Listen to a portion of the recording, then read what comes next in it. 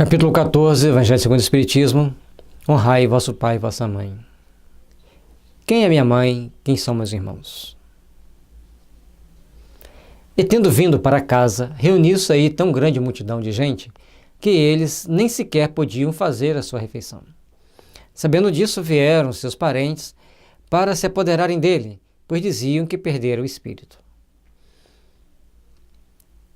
Quando a gente volta para casa, para a nossa casa íntima, quem são nossos pais? Quem são nossos irmãos? Quem é nossa família? Qual é a nossa nação? Senão o mundo inteiro.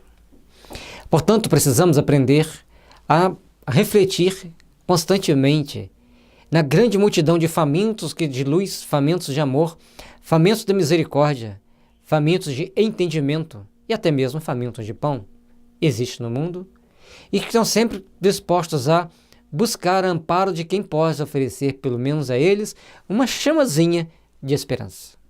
Nesse momento, é que nós precisamos ter o perfeito entendimento, porque nossos familiares, ao saber que estamos nos integrando à comunidade universal, o que eles dirão? Perdeu o espírito, perdeu o juízo. É nesse momento que nós temos que ter a firmeza de saber dizer para eles: quem são meus pais? Quem é minha mãe? Quem são meus irmãos? Senão a humanidade inteira. E a cada um eu posso oferecer uma parcela do meu amor, do meu entendimento, das minhas possibilidades. Assim como a vocês, que são meus parentes, que são meus familiares. Para voltarmos para a casa do Pai, temos que voltar conscientes de que somos seres universais, filhos de Deus.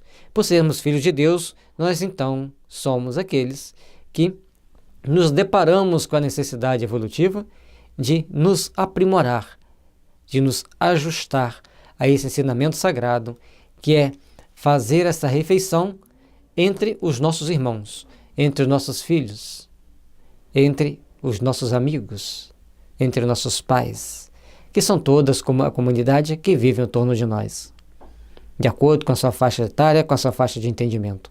Por isso, o convite, a grande reflexão que Jesus traz para nós.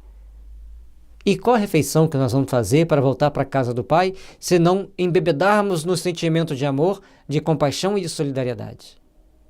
É por isso que ao longo da nossa existência vamos estar sempre fazendo com que nós tenhamos que refletir. Nossa alma terá sempre que fazer reflexões, procurar novos entendimentos, procurar novos caminhos para a realização do intento que é evoluir, que é aprimorar-se para uma manhã de paz e de luz. Entretanto, tendo vindo sua mãe e seus irmãos e conservando-se ao lado de fora, mandaram chamá-lo. Ora, o povo se assentaram em torno dele e lhe disseram: tua mãe e teus irmãos estão lá fora te chamando e te chamam. Mais uma linguagem figurada, porque os orientais, e Israel fica na parte oriental da terra, como nós convencionamos a dividir, eles não falam de forma direta. Eles trazem para a gente informações indiretas.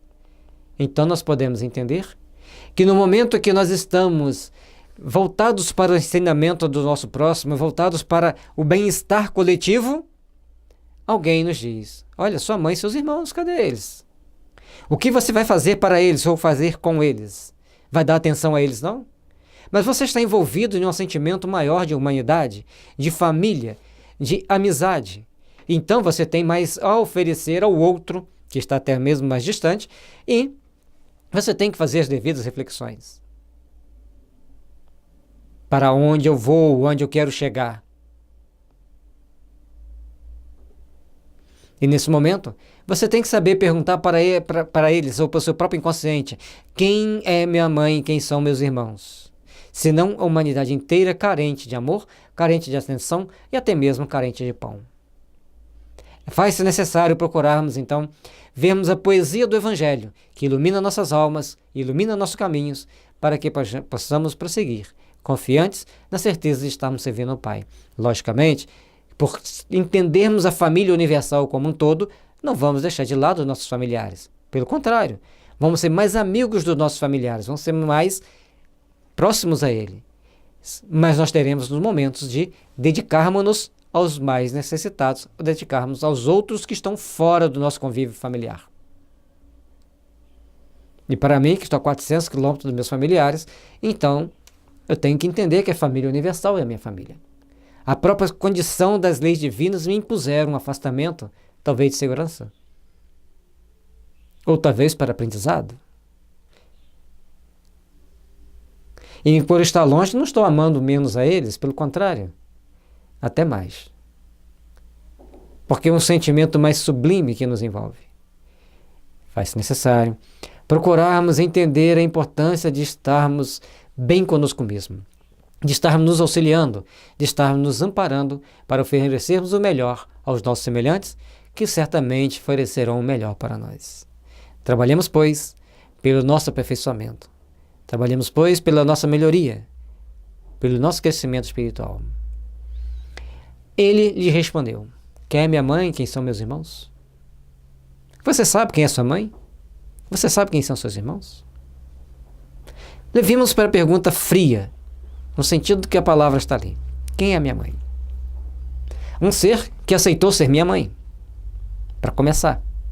Um ser que me trouxe ao mundo, que me criou apesar de todas as dificuldades, que dedicou ali seu tempo, seu dedicação, seu carinho, seu amor, para que eu fosse quem sou, para que eu chegasse à vida. Assim também meu pai.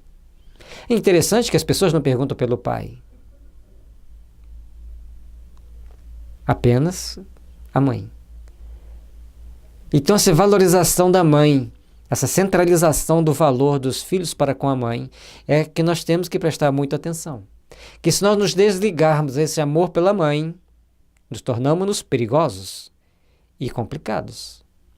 Mas também temos que saber que temos que respeitar o pai. Mas Jesus sempre falava: meu pai está nos céus. Meu pai ampara-me o tempo todo. E eu faço a vontade de meu pai.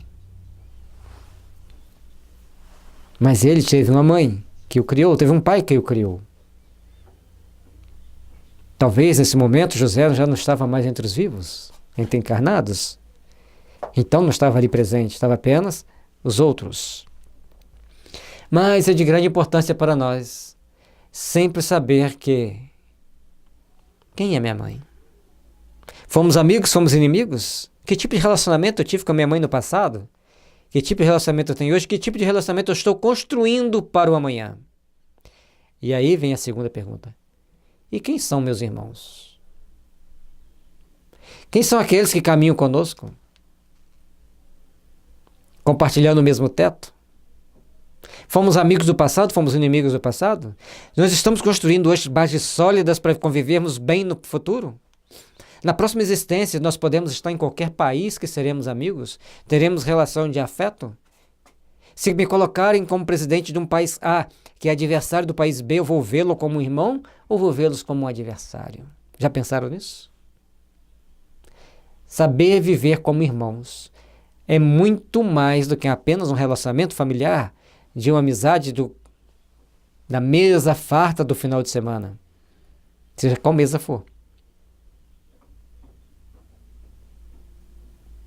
Né? A mesa farta para mim seria frutas, legumes, coisa bem natural, porque eu não como carne, não bebo bebida alcoólica, não tomo refrigerante. E com a mesa farta que você convida seus amigos, aquilo que intoxica, que envenena teu espírito, que vai te causar problemas nas futuras encarnações, ou você traz eles para uma mesa que lhe traz alimentos que fortalecem o espírito para as próximas existências.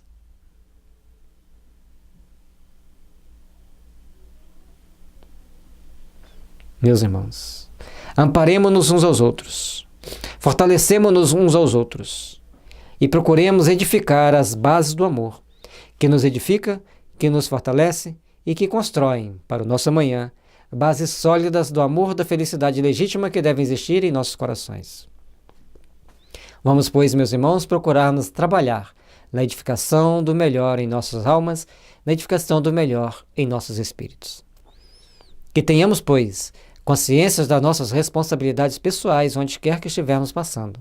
Mas, acima de tudo, saibamos elevar os pensamentos aos céus, pedindo inspiração e intuição para agirmos com sabedoria e discernimento em todos os momentos. Porque somente assim estaremos construindo e edificando um futuro melhor. Estaremos construindo e edificando um mundo de mais paz, de harmonia e de fraternidade.